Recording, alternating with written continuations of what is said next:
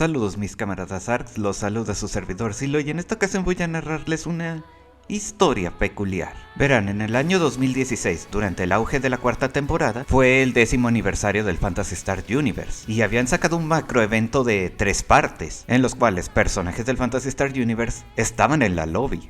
Y antes de continuar tengo que aclarar que yo nunca jugué los juegos de la saga Universe. Jugué el Phantasy Star Online 1 en el 2006, pero estos juegos de la saga Universe no me pregunten cómo pasaron desapercibidos para mí. Así que discúlpenme si llego a tener algún error, ya que toda la información que sé la investigué por internet. Y el motivo por el que estoy haciendo este video es debido a que la segunda parte, en la que Emilia y Viviana son las protagonistas, fue la única que tuvo cinemáticas dedicadas. Ahora deben estarse preguntando, ¿quién es Emilia Percival? Emilia Percival fue la coprotagonista del Phantasy Star Portable 2. En tema de roles ella fue la Matoi de aquel juego. Ya analizando a la personaje en sí, ella es superdotada, siendo al final de su historia una de las científicas más importantes en el estudio del viaje por el subespacio.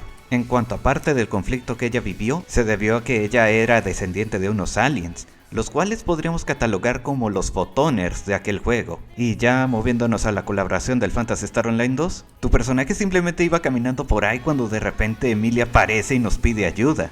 Ya después de hacerle un favor y haber encontrado a su amiga en la tundra, ya ahora sí se presenta formalmente con nosotros, junto con su amiga Viviana, quien es una cast. Pausa para ponerlos en contexto. Los cast de juegos previos al Phantasy Star Online 2 eran androides, es decir, ellos son 100% máquinas. ¿Por qué menciono este dato acerca de Viviana?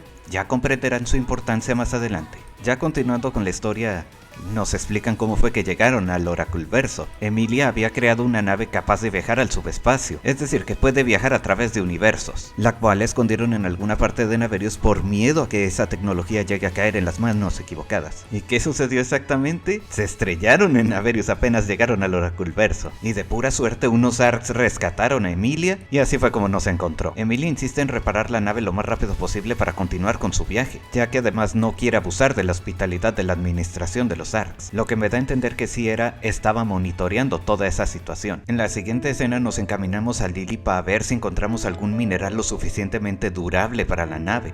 Viviana se disculpa por involucrarnos en toda esta locura. Nosotros nos damos cuenta que Viviana no tiene el carácter para ser una científica, y le preguntamos cuál es su función en el equipo de Emilia. Viviana simplemente es su guardaespaldas, y la razón de por qué aceptó acompañar a Emilia fue para ir conociendo personas a lo largo del multiverso, con el fin de aprender a ser humana. En lo que platica con nosotros se da cuenta de que le recordamos un amigo muy importante para ella y Emilia.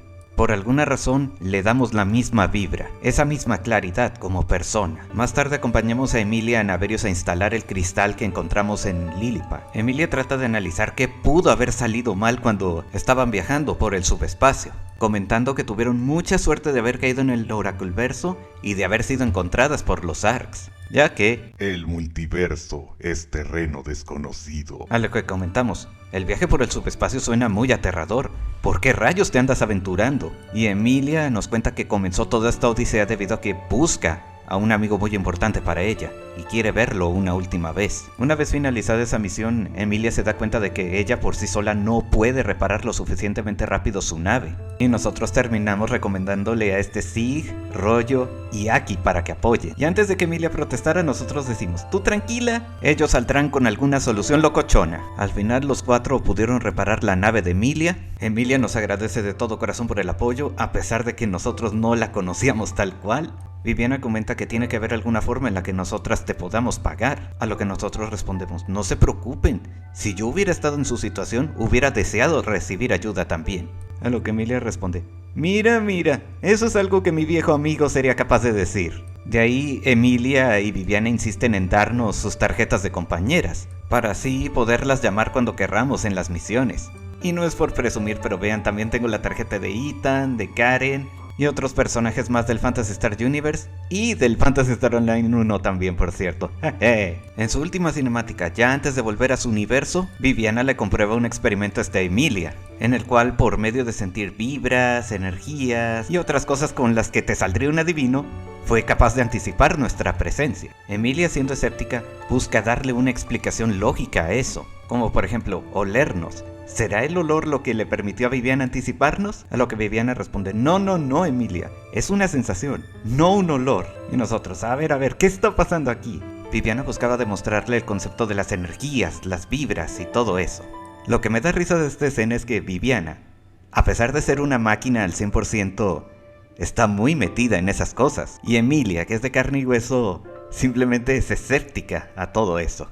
Y bueno, tengo que resaltar también que la manera en la que los Force y Techers usan la magia es desde una perspectiva más lógica. Por eso Emilia, a pesar de que es una maga, no capta estas cosas. Pero a pesar de que ella repela mucho en ese tema, Viviana tiene la esperanza de que eventualmente Emilia comprenderá eso.